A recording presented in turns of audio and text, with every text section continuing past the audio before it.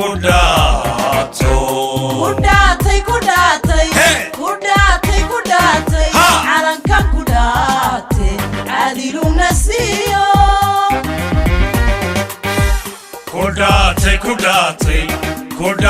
كوداتي على كان كوداتي عادل نسيو مالنتي أدعورتها حق النوع عدادو مالنتي أدعورتها حق النوع عدادو العدالة مذني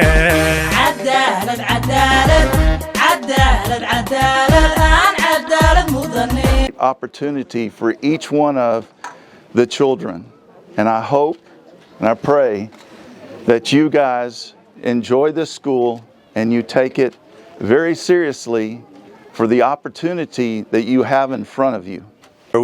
We are from, I bring you greetings from our two United States Senators, Senator John Cornyn and Senator Ted Cruz. marti sharafta inooga timi maxay haytay dalka Mareykanka ee ah maalgeliyayaasha iskuulkan duug iyo rayd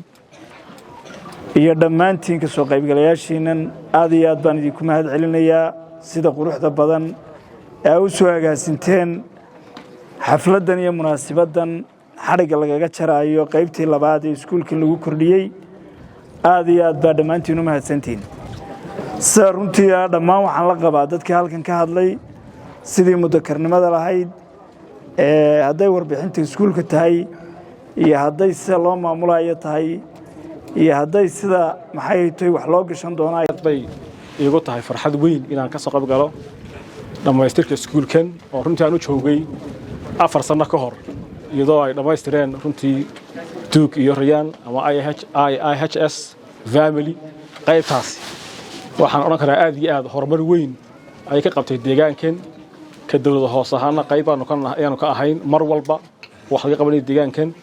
sida uu sheegay xildhibaanku miisaaniyadda ama budgetka dawladda hoose waxaan ugu darnay $20,000 waxaan kaloo ballan qaadanaa inaan insha Allah iskuulkan waxa weeye wax ka qabashadiisa iyo baahiyaadkiisa aasaasiga wax ka qabanno iyadoo ay wakiil noqon tahay gudoomiyaha waxbarashada fadxiya ee degmada wixii ka dhiman insha Allah marka runtii wuxuu noqon doonaa iskuulkani sida mustaqbalka dhow insha Allah iskuul boardina hadday noqoto xagga inuu helo macallimiin tayo leh iyo hadday noqoto horumarka intaba maanta laga bilaabana inaanu qayb ka nahay horumarka iskuulka insha Allah bulshada caramalka iyagana waxaan ku boorinayaa inay ilaashadaan waxa loo sameeyay ee ah iskuulka daryeelkiisa iyo dayactirkiisa inay ilaashadaan inay ka qayb qaataan si loo horumarin lahaa waxbarashada ubadka yaryar ee deegaanka ku nool ugu dambeyn waxaan mahadnaq aan koobi karin soo jeedinayaa duug iyo familigiisa iyo IHS guud ahaanba caawimada joogtada ah ee u sameynayaan degmada Gabiley caramalka iyo deegaanka kale intaba runtii maanta sharaf weyn bay noo tahay inaynu halkan marxaati ka noqonayno iskuulkan qiimaha badan ee ardayda intan leegi maanta dhiganayso oo ay inoogu tabaruceen familka duug family oo aynu aad iyo aad uga mahad celinayno runtii sanado ka hor halkani heerkay joogtay waynu isla garanaynaa maantana waa iskuulka dhamayska tiran ee u baahanuun inaynu halkaas sare uga sii qaadno sidaa la sheegay halkan waxa ka muuqda mustaqbal ifaya oo u baahan in hareeraha la iska taago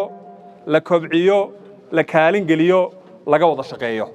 waxaan rajaynayaa dhammaanteen inaynu gacmaha isku qabsan doono horumarka insha Allah iskuulkan sidaa walaal khadar sheegay waxaynu doonaynaa mustaqbalka dhow inuu noqdo iskuul boardina oo ay isugu yimaadaan ardayda sida caaqil xasan sheegay wixii xadka Somaliland ka sokeeya ee koonfurta Gabiley runtii ma laha boarding school waxaynu rajaynaynaa kan inuu noqon doono boardingkii ugu horeeyay ee ay Gabiley yeelato anti aanay suurtagal noqoteen dhismaha iskuulkan oo runtii ay community-ga iyo hay'adda IHS iyo duug ay iska kaashadeen isagoo u hibeeyey inankiisa oo inan yaroo dhallinyaro ahaa oo dhintay ayuu u hibeeyey iskuulkan wiil wuxuu ahaa runtii inan da'yar oo rajo badan nolosha ka qaba da'da 20 jirka ahaa taasuu ugu hibeeyey inuu iskuulkan aw Somaliland keeno deegaankanna aw keeno duug iyo faamiligiisa marka dhammaanteen waxaan u mahadnaqaynaa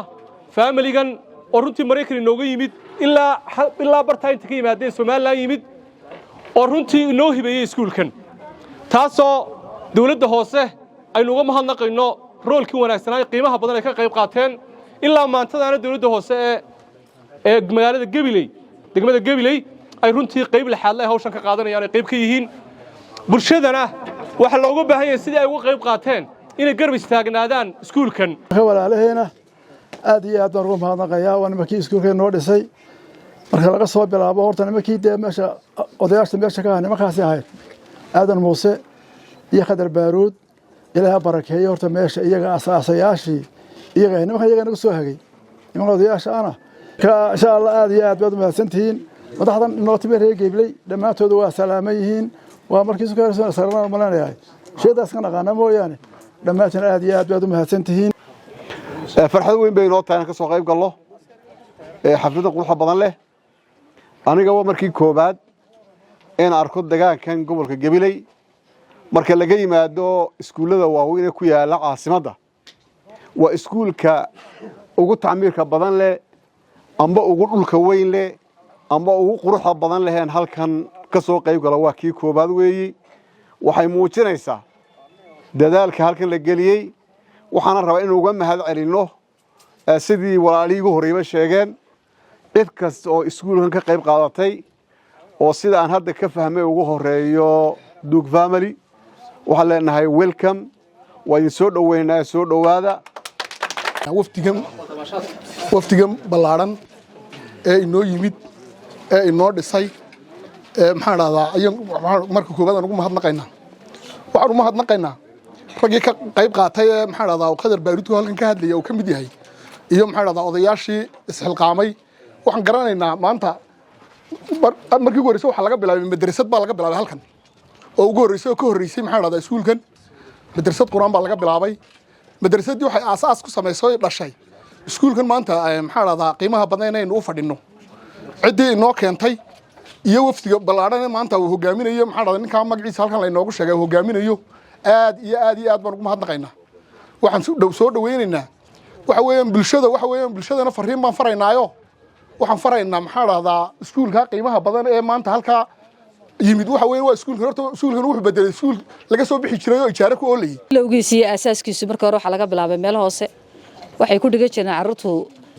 sandaqadii halka ku dhisan bay ku dhisan jireen run ahaantii may ahayn meel ku haboon waxbarasho may ahayn happyna kuma ahayn carruurtu kumay faraxsanayn dhiskan kadib waxay heleen meel waxbarasho ku wanaagsan waxay heleen goob ay ka heleen fasalladii iyo kuraastii iyo goob ciyaareedba leh run ahaantii dugsigani wuxuu kaga mudan yahay dugsiyada kale waxay ka helayaan ardaydii meeshii ciyaartay helayaan waxay helayaan goobtii waxay ku dhiganayeen bay helayaan waxay helayaan meel ku habboon